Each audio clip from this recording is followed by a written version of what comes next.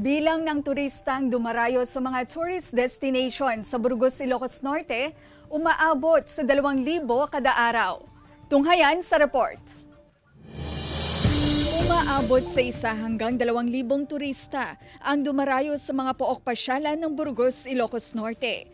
Tulad ng magkakaibigang ito mula sa Cebu na first time umapak sa Ilocos Region. Yung windmill lang yung alam ko, pero if meron naman, gusto ko i-try lahat. Malaking dagok daw sa mga tourism worker ang pagsasara ng mga tourism-related business sa pagtama ng pandemya. Ngayong taon pa lamang daw sila nakababawi, gaya ng karinderya at souvenir shop na ito sa bungad ng Kapurpurawan Rock Formations. Ma'am, weekdays, medyo konti lang pag weekends po, mas marami po siya, ma'am. Dinarayo rin ang pinakamatandang lighthouse sa Pilipinas na makikita sa Burgos, ang Cape Bohidor Lighthouse na idineklarang National Historical Landmark at National Cultural Treasure.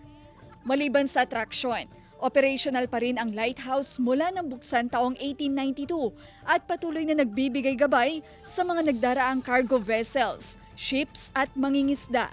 Maliban sa mga negosyo, balik hanap buhay rin dito ang mga tricycle driver at tourism ambassadors.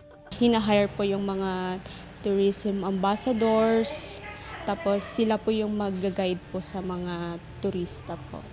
Patuloy po namin na pino-promote yung tourism sa Burgos through social media, posting.